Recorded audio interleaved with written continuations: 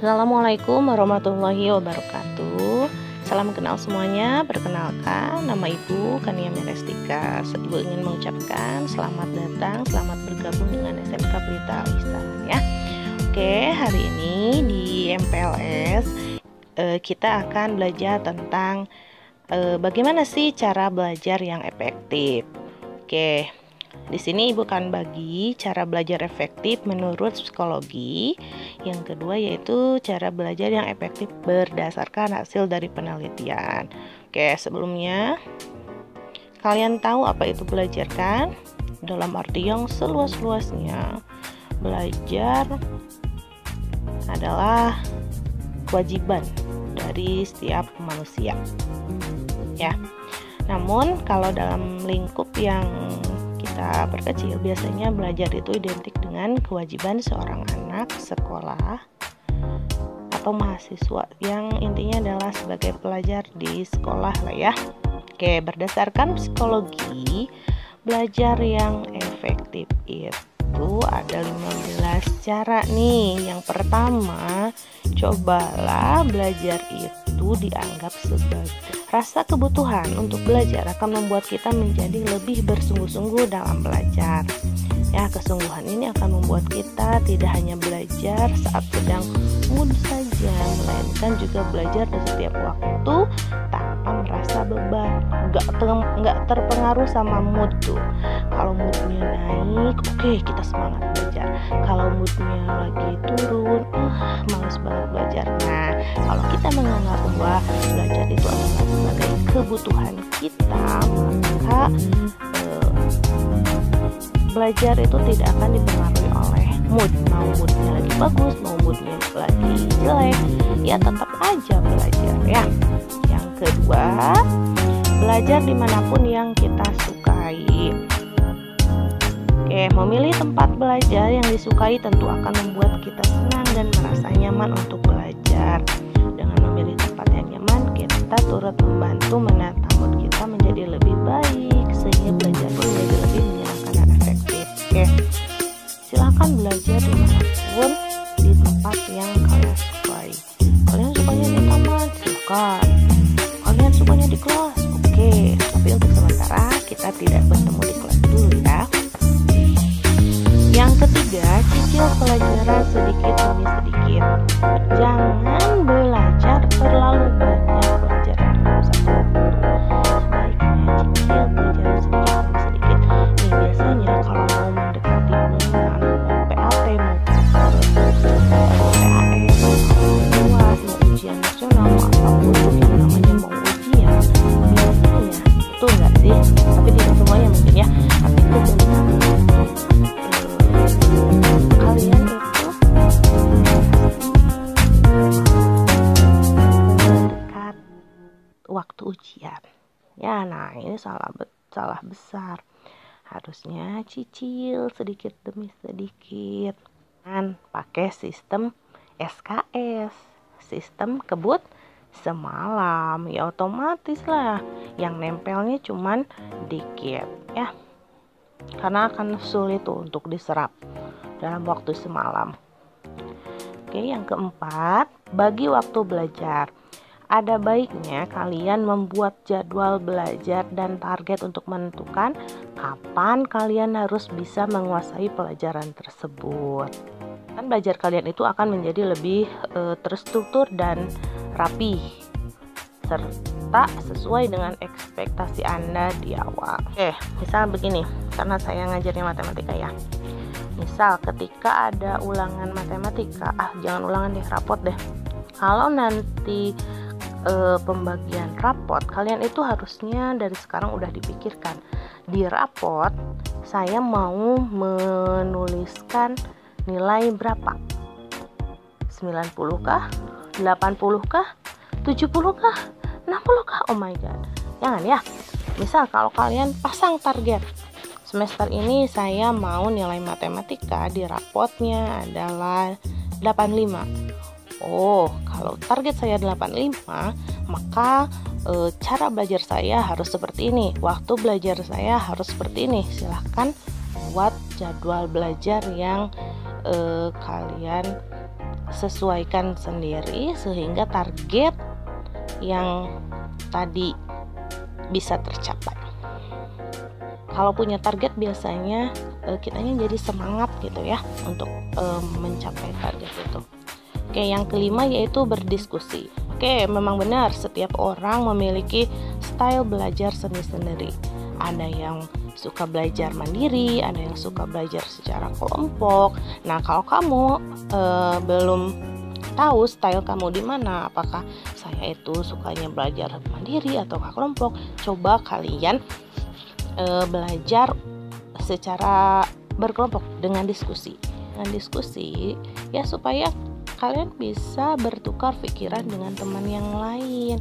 Nah, kalau kita nih sulit di bagian ini, barangkali teman kita ada yang lebih tahu, ya udah silahkan manfaatkan untuk berdiskusi. Hanya merasa nyaman dan lebih mudah memahami materi, maka dengan berdiskusi dengan teman itu bisa menjadi cara belajar yang efektif untuk kalian ya.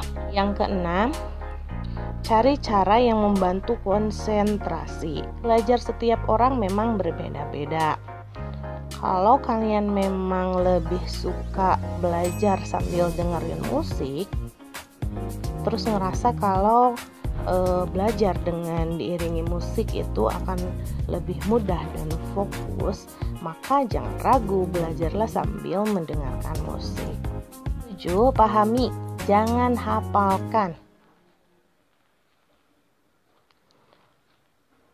Jangan hanya sekedar menghafal, karena kalau kalian menghafal, maka dia hanya akan tersimpan di memori jangka pendek kalian.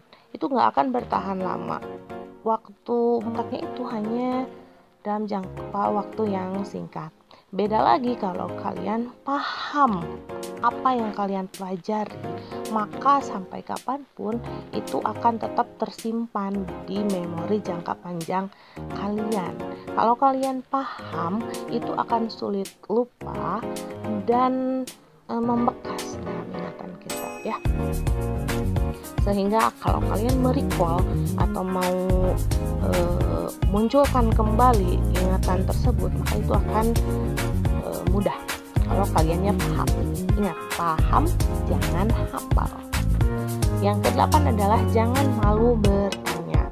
Jangan segan untuk bertanya jika kita tidak memahami sesuatu atau mengalami kebuntuan dalam suatu ilmu kita. Dan meninggalkan masalah pada saat belajar di kelas apalagi ya. Kalau ibu selalu menekankan gini, kalau tidak mengerti maka tanyakan, mau ke teman, mau ke guru, mau ke ibu langsung atau ke guru yang lain atau ke teman kelas yang lain, yang penting ditanyakan. Hari itu juga kalian harus paham, jangan sampai meninggalkan masalah yang tadi dipelajari dibawa ke rumah. Nah, ketika pelajaran yang materi yang baru, maka kalian akan mengalami kesulitan karena materi yang baru. Nah, jangan malu untuk bertanya dan jangan takut dicap sebagai orang bodoh. Yang ke-9 adalah coba terus meski gagal. Kegagalan itu hakikatnya adalah bagian dari pembelajaran. Belajar yang benar jika tanpa melalui kegagalan. Bahkan kegagalan dianggap sebagai cara belajar yang efektif karena kita mengalami sendiri penyebab dari kegagalan dan mengingatnya sebagai pembelajaran untuk tidak lagi mengulangi hal tersebut ya. Yang ke-10 adalah sukai mata pelajarannya. Jika ada kalian mendengar pelajaran matematika, apa yang kalian sulit? Guraulah pusing. Kalau kalian punya pikiran seperti itu, maka setiap kalian akan kesulitan belajar. Coba dari sekarang tanamkan bahwa belajar matematika adalah belajar yang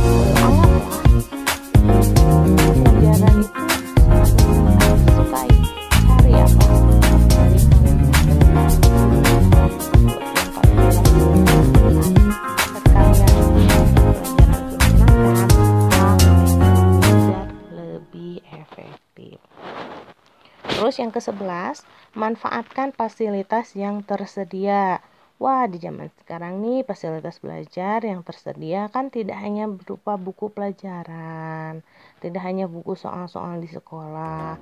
Kini kita banyak ya sumber belajarnya, bisa belajar di internet, bisa pakai video, di televisi juga banyak tayangan yang edukatif. Bisa belajar di Google, bisa belajar di YouTube. Wah, fasilitas yang sudah tersedia, tidak hanya buku pelajaran. Yang ke-12 adalah membuat review atau peta materi untuk memetakan materi yang sedang dipelajari, misalkan dengan membuat peta konsep. Jadi kalian bikin peta konsep dari pelajaran yang kalian pelajari. Yang ke-13 adalah membuat kesimpulan. Cobalah untuk menarik kesimpulan dari materi yang sedang dipelajari. Ini akan menunjukkan apa saja output dari kegiatan belajar kalian, dan kalian bisa membaca kesimpulan ini berulang kali untuk membuat ilmu semakin tertanam di otak kalian ya. Yang ke-14 adalah cobalah latihan soal. Kalian kalau terus belajar terus tapi tidak diuji dengan mengerjakan latihan soal, maka kalian akan beranggapan, oh saya sudah berhasil dengan cara belajar saya. Tapi kalau kalian sering mengerjakan latihan soal, maka itu akan membantu kalian mengukur sejauh mana pemahaman kalian atas materi tersebut. Di bagian mana nih yang masih kurang, yang harus ditingkatkan belajarnya, dan bagian mana sih yang udah benar-benar kita kuasai. Jadi jangan hanya terus belajar, tapi jangan lupa juga untuk mencoba latihan soalnya. Nah, yang ke-15 ini yang paling penting, bahwa seberapapun usaha kita, seberapapun belajar, semangat belajar kita, kalau tidak berdoa, ya apa artinya ya? Apa artinya usaha yang sempurna kalau tidak diiringi dengan doa? Oleh karena itu, jangan lupa untuk berdoa sebagai pelengkap usaha kita dan membuat ilmu yang kita dapat menjadi berkah dan bermanfaat. Oke, yang kedua, cara belajar yang efektif menurut penelitian. Di masa penuh ujian, belajar itu kan dianggap suatu keharusan. Kadang belajar 8 jam seharian atau sampai malam seharian. Tapi apakah itu efektif? Dan ternyata berdasarkan penelitian itu tidak ya. Belajar yang efektif berdasarkan penelitian, ternyata metode yang terbaik dan efektif yang membuat gampang masukin materi ke otak ya adalah belajar dengan menyenangkan. Nah, teknik terbaiknya yang bisa kalian terapkan sebelum hari ujian, salah satunya adalah dengan olahraga. Kok gak nyambung ya? Oh, mungkin kalian mikirnya gitu. Tapi ternyata olahraga punya banyak manfaat terhadap otak yang berkaitan dengan cara kerja otak menangkap informasi baru. Ternyata secara kimia, peredaran darah dan berbagai hormon yang muncul setelah berolahraga sangat bermanfaat terhadap pola pembelajaran. Hormon seperti dopamin, serotonin, dan norepinefrin yang berpengaruh terhadap kebahagiaan kita muncul, pikirannya jadi fresh, dan materi belajar pun jadi gampang masuk. Teknik belajar. Hal yang perlu kalian perhatikan adalah jangan terpaku pada waktu. Cara belajar manapun yang akan kalian pakai nantinya, pastikan di kepala kalian itu punya mindset belajar dengan enjoy tanpa dikejar waktu. Jangan sekali-sekali belajar dengan sistem kebut semalam, karena itu akan membuat kram otak. Jika kalian suka belajar sendiri, maka berdasarkan penelitian nih ada cara belajar Pomodoro, yaitu teknik belajar Pomodoro ini diperkenalkan oleh Francesco Cirillo pada akhir 1980-an yang terdiri dari 5 tahapan. Ketika melakukan cara belajar ini, jangan fokus terhadap waktu, santai, dan jangan malah panik apabila topik yang kalian pelajari belum berhasil kalian kuasai. Inti dari teknik ini adalah pemberian jeda istirahat. Cara pembelajaran seperti ini dinamakan dengan space learning, teknik yang lebih efektif untuk memasukkan konsep dan materi ke otak. Belajarnya begini, tuh 25 menit adalah waktu yang pas. Yang bisa ngebantu kalian dalam belajar adalah dengan musiknya yang gimana. Carilah musik yang dapat meningkatkan mood kalian sehingga jadi semangat dan santai, bukannya malah jadi gara-gara ngedengerin musik yang galau ke bawah sedih, males deh belajarnya. Jangan seperti itu. Carilah musik yang meningkatkan semangat belajar ya, karena saat mendengarkan musik ternyata saraf otak juga menjadi lebih aktif. Soalnya nih, sinyal listrik yang dihantarkan melalui gelombang suara dari musik dapat merangsang hubungan antara kedua sisi otak, yaitu otak kiri dan otak kanan. Kemudian akan mengaktifkan area otak yang berhubungan dengan memori kognitif dan emosional. Kalau kamu yang tipe belajarnya suka sambil berinteraksi dengan orang lain, coba cara belajar Feynman. Berbeda dengan Pomodoro tadi yang mengatur jendela waktu belajar, Feynman merupakan teknik dengan cara praktek. Ada 4 tahapan dalam siklus Feynman.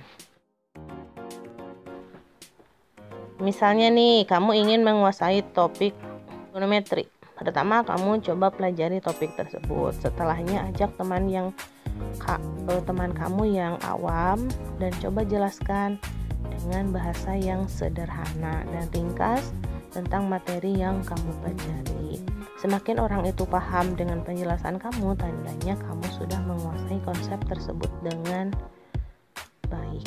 Belajar dengan latihan jauh lebih efektif dibandingkan dengan materi. Bener kan? Nah, kamu bisa menggabungkan metode Feynman dengan hal itu. Ajak teman kamu untuk saling bertanya satu sama lain, lalu di antara saling bertanya kamu bisa kembali mencari tahu topik mana yang belum kamu pahami sebelumnya. Nanyanya yang sesuai dengan topik ya. Cara belajar yang efektif berdasarkan penelitian.